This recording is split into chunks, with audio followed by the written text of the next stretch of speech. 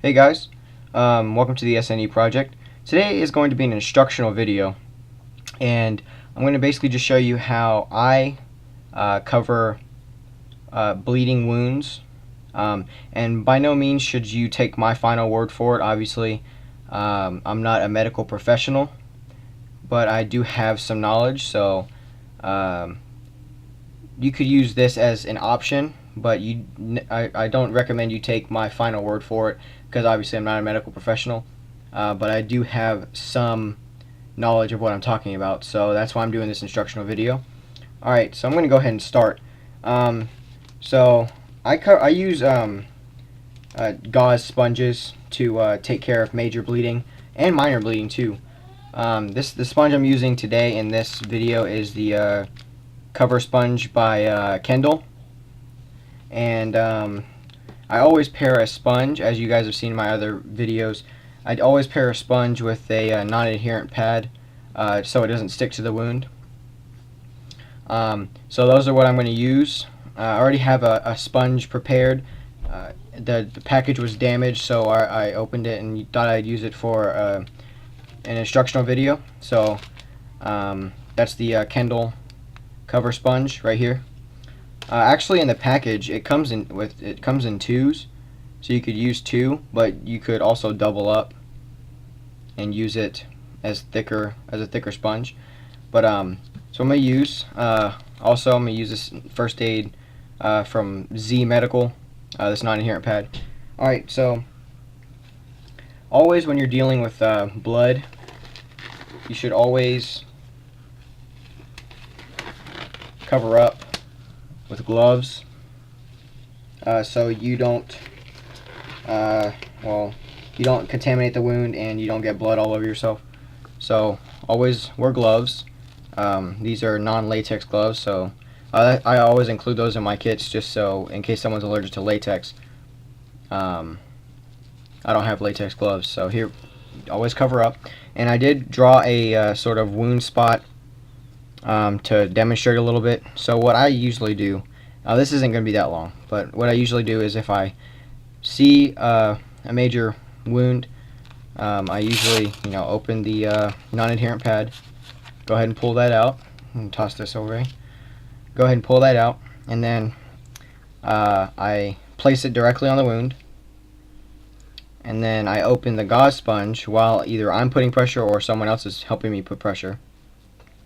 But I open the gauze sponge, and while this is on the wound, I go ahead and take the gauze sponge, and if it's in twos, if it's not extreme bleeding, I just use one of the pads and obviously apply direct pressure. So you apply direct pressure for about 3 to 5 minutes, and if it's still bleeding, you're going to want to obviously, if it bleeds through all the way, you can obviously want to change the pads out, so you want to throw that away and get another non-adherent pad, cover the wound, and then use the gauze sponge,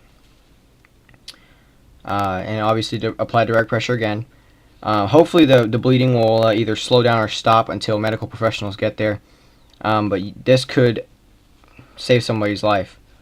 So obviously that's what you want to do at minor bleeding, but if there's major bleeding, I do have larger non-adherent pads, but I thought I'd use this small one for this review because I have tons of these. So I'm using this for also for training. So, but you want to use this, a bigger one, obviously, if it's a bigger cut or if it's just bleeding excessively. And then instead of separating the gauze sponges, you use them both.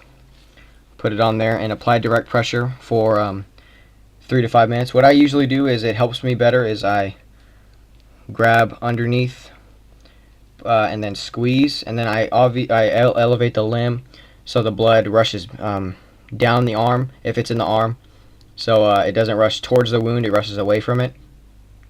That's just saying in the arm. In the leg, it's basically the same thing. You're going to want to obviously lay the person down if they're cut really bad.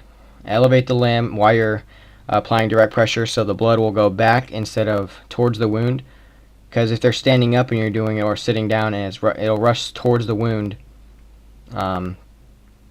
which will cause it to bleed more. And then when the bleeding slows down, the final thing you're going to want to do if it's not bleeding very much is you're going to want to obviously do it again, but with a different sponge.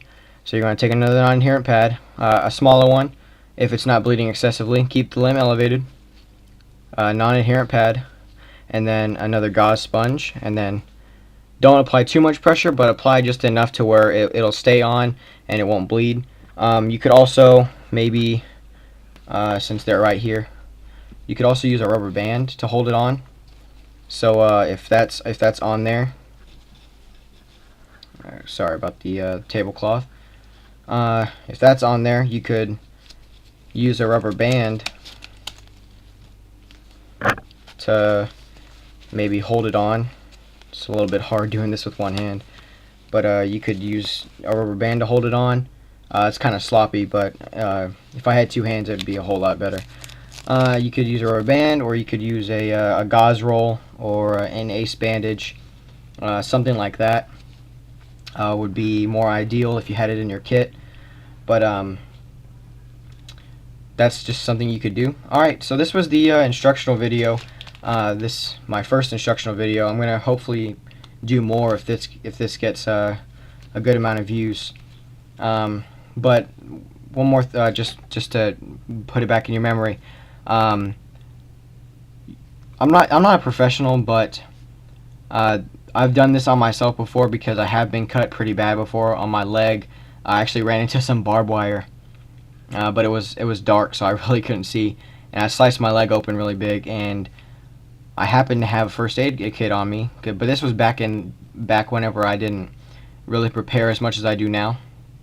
But I made the stupid mistake of not using a non-adherent pad, and I just slapped a gauze sponge on there. When I pulled it off, it hurt and it bled more. So I learned to use a non-stick pad. Also, I kind of learned from Nut and Fancy too. I was watching his level 2 first aid kit review and his level 1, and I knew to use these, but I didn't know that everybody used it, because I don't know. I guess I was just being dumb, but I would say I'd recommend using a non-adherent pad paired with a gauze sponge, just so it doesn't stick to the wound, because I do have experience with that, and I'm guessing medical professionals would also say the same thing, just so it doesn't stick to the wound. So that's basically it, guys. I hope you enjoyed. Thanks for watching. If you have any questions or comments, feel free to comment below, or email me at beastie1066cruise@gmail.com. I will put that in the description box below. A couple shout outs real quick. Go ahead and check out Vans Skater 1998. He's got some really good reviews. I actually have some reviews with him. Also check out Cutlery Lover. Awesome dude. Nothing fancy. You all probably know him. But I'd really like to stress Cutlery Lover, because he's really chill, and he reviews knives very well. They're not like the like 45-minute reviews, unless he really loves them. They're not like super duper long, but they have that amount of detail where you'd either want to get the knife, or you're satisfied with what you learned about it. So anyway, I'm going to go ahead and get off here. So thank you guys for watching. Hope you guys learned something from this, and I'll see you in the next instructional video or review. See you guys. Take care and stay safe.